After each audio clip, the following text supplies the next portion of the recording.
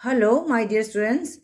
Welcoming you all at my channel Focused and Brilliant Studies. Today, I am going to take the class of 12th class accountancy issue of debentures.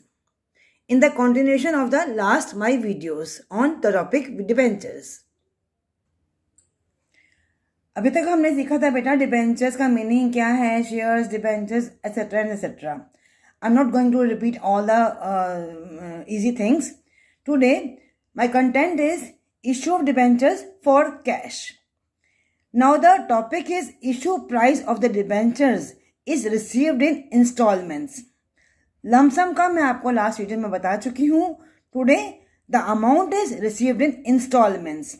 Installments means application, allotment, and then first call, second call, third call, final call, the case may be.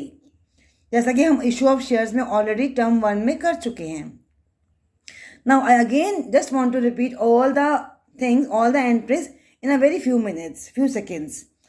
When the money is received on the application, the entry will be bank account debit to debenture application account in the books of company limited. Okay, bank पैसा receive किया, किसके behalf पे receive किया? On the application. Now this money is transfer to the debentures account. Allotment of debentures. Debenture application money जो हमें receive हुई थी, now it is transfer to the percentage debenture. Percentage हमें दिया होगा क्वेश्चन में 9%, 10%, 12%.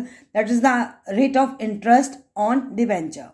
Now the money is transferred to the debentures, means the money to the on the allotted debentures, right? Now जितना पैसा हमें रिसीव हुआ उसको अब हमने एडजस्ट करना है. एडजस्ट करना है. अगर तो हमें जितने हमने शेयर्स इशू किए थे, डिबेंचर हमने इशू किए थे, उतने ही हमें जितने हमने इन्वाइट किए उतने ही हमें रिसीव भी हो गए. Then the no difference. अगर मान लो ओवर सब्सक्रिप्शन होता है केस में, then the amount excess money will be इधर रिफंडेड और will be utilise in the allotment.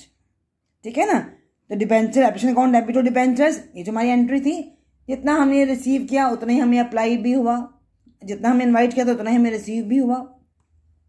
Okay, now if the excess is received, excess money will be adjusted through the bank. उनको हम पैसा refund कर रहे हैं या फिर उनके पैसे को हम एडजस्ट कर रहे हैं अलॉटमेंट में या फिर कॉल्स में.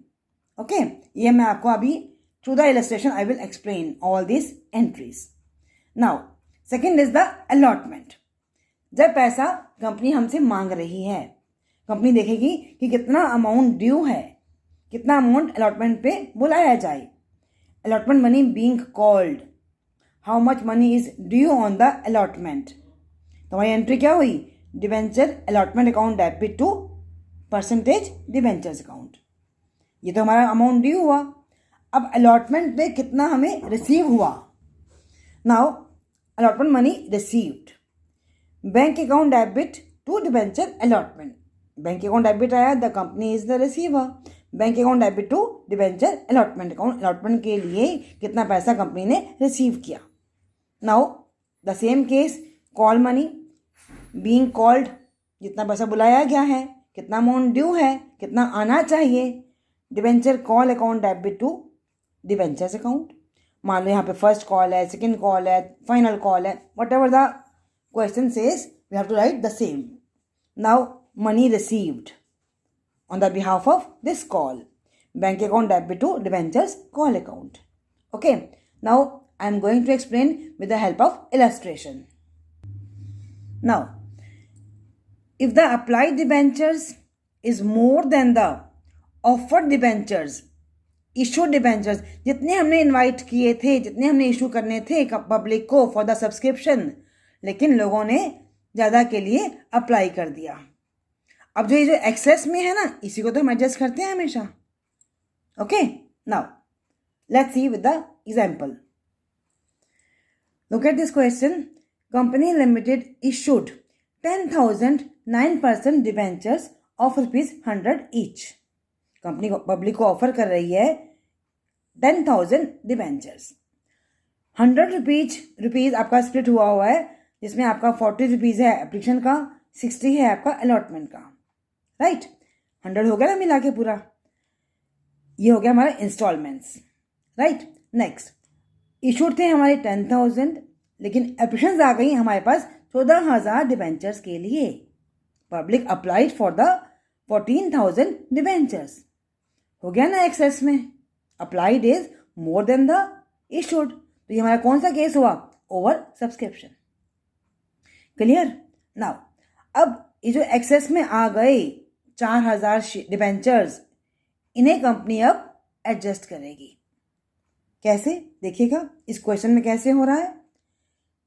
Applications for the 9,000 debentures were accepted in full. 9,000 debentures जिन्होंने अप्लाई किया था उनको हमने फुल का फुल 9,000 ही हमने इनको अलॉट भी कर दिया। आगे बढ़ते हैं। 2,000 डिबेंचर्स अलॉटेड 1,000 डिबेंचर्स। 2,000 वालों को हमने 50% माने 1,000 हमने इनको अलॉट किया। Remaining rejected. बाकी डिबेंचर्स जो बचे हुए थे उनको हमने क्या कर दिया? रिजेक्ट कर दिया। मतलब उनका पैसा जितना आया हुआ था at the time of the application उनको हमने रिफंड कर दिया। कंपनी में all the money duly received. बाकी लोगों ने अपना टाइम आने पर जब जब कंपनी ने पैसे मांगे उन्होंने उनको सबमिट कर दिए। अब इस पूरे केस को मैं करती हूँ एज अ टेबल। जो भी क्वेश्चन आएगा उसमें आप ऐसा टेबल बना लेंगे ना अगर, तो आपको कभी भी एंट्रीज करने में no difficulty arises. Okay, received and issued, मतलब रिसीव्ड मतलब कितना उन्होंने अप्लाइड किया था, जो मर्जी नाम बोलो इसको, या फिर इशूड मतलब ऑफर्ड या फिर invited, any name question says. Received हुए थे हमें 14,000, इशूड किए थे हमने 10,000। ये मेरा हो गया टोटल। अब इसमें से मैं क्वेश्चन पढ़ते जाऊंगी और हम यहाँ पे टेबल में भरते जाएंगे।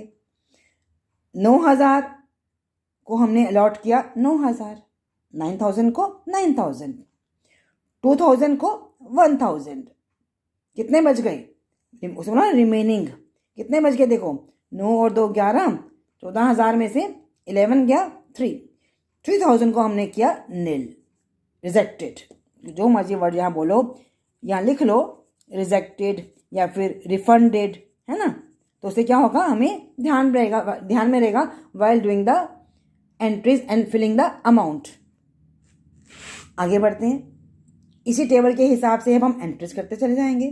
और हमने यहाँ लिख भी लिया कि हमारा एप्लीकेशन है ₹40 का, अलॉटमेंट है हमारा ₹60 का, मिला के हमारा डिबेंचर हो गया ₹100 का।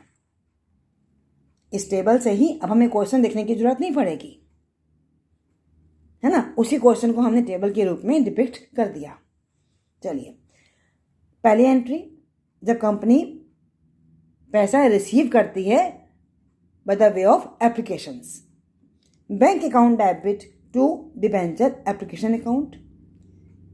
इस एंट्री में कंपनी ने रिसीव किए थे 14,000, 14,000 कितना इंटू 40। मेथड हमेशा सेम रहेगा। 14,000 जितने रिसीव किए, पहली एंट्री याद रहे हमेशा किससे होती है? रिसीव्ड किया ना कंपनी ने at the time of application, जब लोगों ने अप्लाई किया था। तो 14,000 इंटू 40 कितना अमाउंट आ गया? 5,60,000, राइट। अब इस अमाउंट को हमने अब करना है adjust. Debenture application account debit to 9% debentures account, जो हमें क्वेश्चन में रेट हमें दिया हुआ है 9% डिबेंचर्स अकाउंट। हमने देखा यहाँ पे रिफंड भी हो रहा है, तो हमने लिखा टू बैंक अकाउंट। पैसा हमारा प्रोराटा में भी आया हुआ है, तो हमने लिखा टू डिबेंचर अलॉटमेंट। हमने पहले अपनी एंट्री लिख ली। अब जितना अमाउंट रिसीव हुआ था वो हमने यहाँ पे लिख दिया 5,60,000। अब क्या करना है, हम पहले भरेंगे इसमें। ध्यान रहे जहाँ लिखा होता है ना डिबेंचर्स, तो हमेशा आती है पार वैल्यू, पार, जितना हमने इशूड किया था। कितना है? 10,000 इंटू 40 है ना आपका रेट, जितना आप एक्सेप्ट कर रहे हो। 10,000 इंटू 40 मैंने 4 लाख। फिर बैंक भर दो, कितना हमने रिफंड किया 3,000 वालों को। 3,000 इंटू 40 कितना आ गया? 1,20,000। अब हम करते हैं इसके लिए, वैसे तो सिंपल ही है। 2,000 अप्लाइड था, 1,000 इशूड था, एक्सेस में था हमारा 1,000। 1,000 इंटू 40 आ गया हमारा 40,000। अगर मैं थोड़ा सा इसको आगे से एक्सप्लेन करती हूँ ताकि आगे जाके आपको मुश्किल ना हो, तो थोड़ा सा और सीखिएगा। मैंने देखा यहाँ पे मेरा है प्रोरेटा 2,000 एंड 1,000, राइट। जब इन्होंने अप्लाई किया था तो दे सेंड द 2,000 इंटू 40 कितना आ गया? 80,000 आ गया हमारा, ठीक है ना। जब इनका एक्सेप्ट कितने हुए? एक्सेप्ट इनके हुए 1,000 इंटू 40 मैंने 40,000। अब देखो कितना हमारा एक्सेस में आ रहा है, यहाँ पर कितना आ रहा है एक्सेस में? 80 माइनस 40 कितना आ गया? 40,000।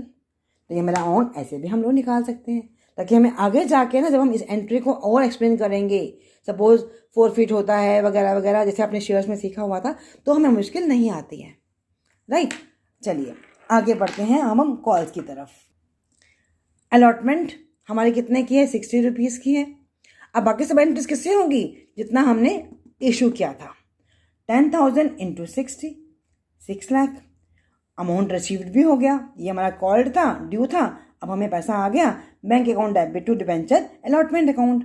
5 नहीं, पहले देखो ना, 6 लाख में से 40,000 पहले आ चुका है अलॉटमेंट के ऊपर। 6 लाख में से 6 लाख आना चाहिए अलॉटमेंट का, लेकिन 6 लाख में से 40,000 पहले 6 लाख में से 40,000 पहले आ चुका है, राइट। तो कितना आएगा? जो बाकी बैलेंस रह गया वो लोग उन्होंने पैसा दे दिया हुआ है हमें, तो हमारे एंट्री में क्या आएगा? 5,60,000। Okay, this was the case of the instalments. आगे बढ़ के एक और हम करते हैं, ऐसे केस बताती हूँ मैं आपको जिसमें हमारा प्रीमियम भी है, ओवर सब्सक्रिप्शन भी है, प्रोरेटा भी है, ऑल द थिंग, और रिजेक्शन भी है, रिफंड भी हम लोग कर रहे हैं। चलिए आगे हम बढ़ते हैं। Now look at this question.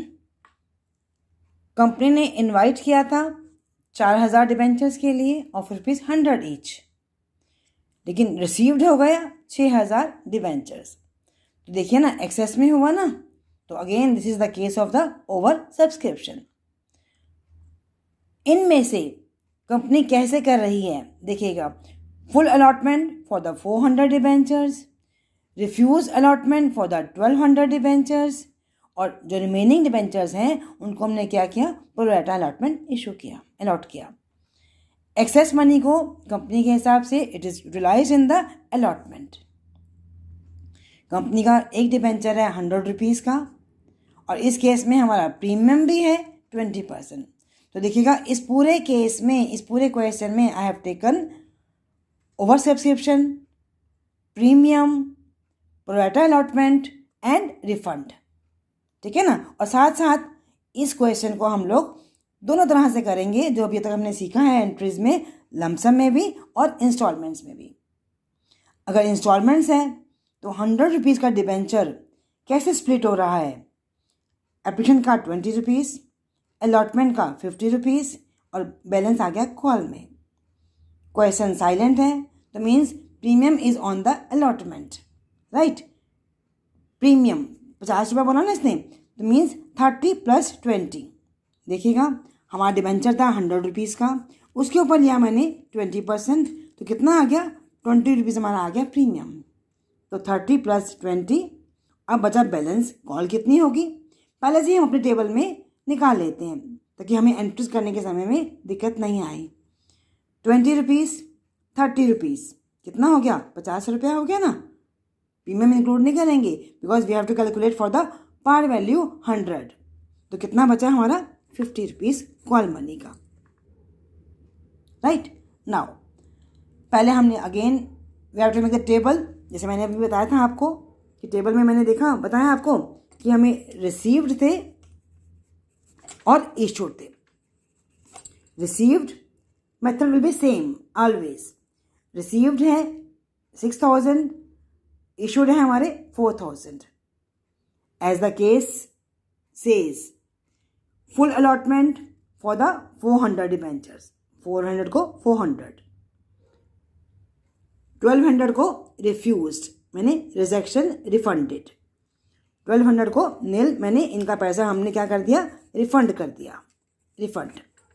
अब पूरा हमने यहाँ पे करना है टेबल में 6000 करना है, यहाँ मुझे करना है 4000, तो मैंने देखा ये हमें दिया हुआ है अभी तक यहाँ पर, तो कितना बैलेंस बचा हमारा 4400, 3600, ये जिसको हम प्रोराटा कर रहे हैं। ठीक है ना। नाउ पहला केस लमसम। लमसम में क्या एंट्री हम लोग करते हैं हमेशा। अब मैं इस पूरे क्वेश्चन को सिस्टमेटिकली कर रही हूँ, how you have to make the journal entries in the journal. Lump sum में पहली एंट्री हमारी क्या होती है, bank account debit to debenture application and allotment. पूरा 6000 रिसीव हुआ इंटू 120 हमारा एक डिबेंचर कितने का है 100, कि मैंने 20% लिया था ना, 20 रुपीज़ फेस वैल्यू मेरी 100 है, प्रीमियम पे इशू हो रहे हैं, तो हमारा कितने का हो गया 120 का।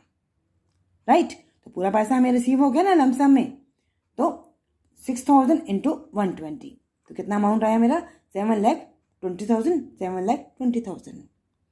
Second entry debenture application and allotment account debit to 12%, जो कि हमें यहाँ पे क्वेश्चन में दिया हुआ है। ठीक है ना, 12% डिबेंचर्स टू प्रीमियम भी यहाँ पे है, तो to security premium reserve account हम लोग यहाँ पे रिफंड भी कर रहे हैं, है ना, तो टू बैंक अकाउंट। जितना पैसा रिसीव हुआ था वो मैंने यहाँ लिखा। अगेन यहाँ क्या आती है मेरी पार वैल्यू, कितने डिबेंचर्स हमने इशू किए थे 4000 इंटू 100, पार वैल्यू यहाँ पे आ गया 4 लाख। ध्यान रहे हमेशा ऐसे ही करना है आपको, इस एंट्री में पार वैल्यू ही लेनी है।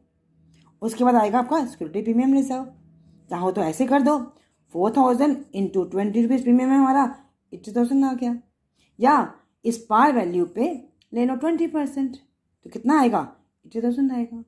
बोथ आर सेम, जैसे मर्जी करके देख लो, है ना। अब जो सरप्लस मनी है, जितना हमें रिसीव हुआ था वो सब हम क्या कर रहे हैं रिफंड कर रहे हैं टू बैंक अकाउंट, तो एंट्री हमारी यहाँ पर पूरी हो गई। तो this was the case of the lump sum. आगे बढ़ते हैं इंस्टॉलमेंट्स। अभी देखा ना हम लोगों ने क्वेश्चन ने क्या बोला हमें कि एप्लीकेशन है हमारी 20 की, अलॉटमेंट प्रीमियम पे है 30 + 20, बैलेंस हमारा कॉल का है 50 रुपीज़। अब इसी को ही हमने एंट्रीज में लेना है इंस्टॉलमेंट्स। पहली entry bank account debit to debenture application account, मैंने पहले भी बता चुकी हूँ आपको कि इस एंट्री में हमेशा जितने हमने रिसीव किए होते हैं उससे ही हम ये एंट्री करते हैं। कंपनी ने कितना रिसीव किया सब्सक्रिप्शन, ठीक है ना, 6000 इंटू 20, 1,20,000। इस पैसे को मुझे अब एडजस्ट करना है। Debenture application account debit to 12% debentures, refund भी हम लोग कर रहे हैं, तो टू बैंक अकाउंट, एडजस्ट भी प्रोरेटा भी है, तो डिबेंचर अलॉटमेंट। ठीक है ना। जिन बच्चों ने इशू ऑफ शेयर्स में ध्यान से नहीं सीखा था, they have the opportunity to learn here again systematically. 1,20,000 जितना आया हुआ है, यहाँ पे हमेशा पार वैल्यू आनी है, तो कितना है पार वैल्यू हमारी 4000 इंटू 20 रुपीज़, कितना आ गया 80,000। यहाँ पे रिफंड हम कर रहे हैं, रिफंड हम किसको कर रहे हैं 1200 को, 1200 इंटू 20 कितना आ गया 24,000। अलॉटमेंट में प्रोरेटा है, तो चाहे तो ऐसे सीख लो कि इतना जितना एक्सेस में आया हुआ है आपका 800 है ना, 800 इंटू 20 कितना आ गया 16,000। किसी किसी क्वेश्चन में आगे बढ़ के भी हमें अच्छी तरह से भी हमें करना चाहिए पूरा टेबल बना के, ताकि इस एंट्री में कभी गलती ना हो जाए। पर फिलहाल इतना ही सीखे यहाँ पर कि 800 इंटू 20 जितना एक्सेस में आया हुआ है, प्रोरेटा है हमारा, उसको हमने अलॉटमेंट में एडजस्ट कर देना है, राइट। अब आया बारी, एप्लीकेशन पूरा हो गया हमारा। नाउ कंपनी अलॉटमेंट पे पैसा मांग रही है, being called on the allotment. तो देखा हम लोगों ने कि अलॉटमेंट हमारी प्रीमियम पे है। अलॉटमेंट पे कितना मनी ड्यू है? Debenture allotment account debit to 12% debentures to security premium reserve. पहले यहाँ फिलअप कर लो कितना है, मैंने लिखा था ना यहाँ पे 30 + 20 50। तो 50 मेरा टोटल हुआ, 30 मेरा डिबेंचर्स में आया, प्रीमियम मेरा 20 हुआ। इनटू मेरा क्या आएगा, कितने डिबेंचर मैंने इशू करे हैं, 4000। जब मैंने ये भर दिया तो मुझे आगे अमाउंट भरना आसान हो गया। 4000 इंटू 50 2 लाख, इंटू 30 1,20,000, इंटू 20 80,000। ठीक है ना। अब पूरा पैसा आ गया अलॉटमेंट पे। Bank account debit to debenture allotment, पूरा 2 लाख आ गया। लेकिन हमें मालूम है कि 16,000 पहले से आ चुका है, at the time of the application. तो 2 लाख में से माइनस किया मैंने 16,000, तो कितना आ गया 1,84,000। बच्चे अक्सर यहाँ पे इसको लेना भूल जाते हैं and they right 2 lakh here. यहाँ लिखा हो ना अपने डिबेंचर अलॉटमेंट, तो पहले जो पैसा आ चुका है वो तो आ चुका है, अब तो नहीं आएगा ना। तो 2 lakh minus 16,000 1,84,000। Now call money, simple. Debenture first and final call account debit to 12% debenture. कितना कॉल मनी पे अमाउंट हमारा ड्यू है, बीइंग कॉल्ड, कितना बुलाया जाए, पूरा बुलाया जाए। कंपनी ने कुछ क्वेश्चन में मेंशन ही नहीं करा हुआ। तो 4000 इंटू 50 रुपीज़ कॉल मनी है ना आपकी, और 4000 ही आप इन्वाइट कर रहे हो, तो 2 लाख पूरा पैसा आ गया। Amount received on the first and final call, bank account debit to debenture first and final call, कितना आ गया, पूरा का पूरा पैसा आ गया। तो 2 लाख एंड 2 लाख, राइट। तो इस क्वेश्चन में देखिएगा आप लोग, ओवर सब्सक्रिप्शन भी था, प्रोरेटा तो हो ही गया, साथ में रिफंड भी किया, प्रीमियम भी आ गया। ठीक है ना। तो बाकी सब क्वेश्चंस भी इजीली इसी मेथड से आपके होते जाएंगे। नाउ नेक्स्ट एक थोड़ा सा और बताती हूँ आपको कि when the debentures are issued at discount. Issue of debentures at discount, discount मतलब जब हमारा फेस वैल्यू नॉमिनल वैल्यू से प्राइस जो है वो इशू प्राइस हमारा लेस है। Issue price is less than the nominal value. मान लीजिए हमने डिबेंचर हमारा 100 रुपीज़ का था और हमने 90 में इशू किया, जो 10 रुपये कम में इशू किया वो क्या है, हमारा डिबेंचर्स को हमने डिस्काउंट, डिबेंचर होल्डर्स को हमने डिस्काउंट पे इशू किया हुआ है, 90 रुपीज़ में इशू किया है ना। और जब हम कम में इशू करते हैं तो डेफिनेटली कंपनी को लॉस हो रहा है ना। तो ये जो लॉस है वो कौन सा लॉस है, कैपिटल लॉस है फॉर द कंपनी। इस पर क्वेश्चन आ सकता है कि जो लॉस है इशू डिबेंचर्स का वो कौन सा लॉस है कंपनी के लिए, it is a capital loss. उस कैपिटल लॉस को हमेशा हम राइट ऑफ भी करेंगे। राइट ऑफ हम किसके थ्रू करेंगे, इस डिस्काउंट ऑन डिबेंचर्स को। पहले तो हमारे पास होता है security premium reserve, section 52(2) of the companies act 2013, जो मैंने बताया था आपको लास्ट वीडियो में, है ना। फिर उसमें था ना कि how to utilize this reserve, तो वहाँ पे एक पॉइंट आता है कि in writing off the loss on discount of debentures, check कीजिएगा आप लोग। नेक्स्ट अगर ये भी कम पड़ रहा है तो कैपिटल रिजर्व, उसके बाद statement of profit and loss, that is the finance cost, right. Now question over this content. मान लीजिए कंपनी ने इशूड किए 1,09% debentures of ₹100 each at a discount of 5%। Application है 40, अलॉटमेंट है 55। तो देखो यहाँ पे कितना हो गया, 95 हो गया ना। तो कितना रुपये डिस्काउंट हो गया हमारा, 5 रुपीज़। या मैं ऐसे निकाल लूँ, 100 के ऊपर 5%, तो कितना रुपया आ गया, 5 रुपीज़ आ गया। तो यहाँ पे कम पे इशू हो रहे हैं, issue price is less than the face value. This is the case of issue of debentures at discount. Now come to the entries. पहली एंट्री एप्लीकेशन की bank account debit to debenture application account. 1 lakh debenture issue किए हैं आपने, 1 lakh into 44 lakh. Transfer करते हैं debenture application account debit to 9% debentures account 4 lakh. Right. Now the main entry discount की. Allotment की entry हमने सीखी है.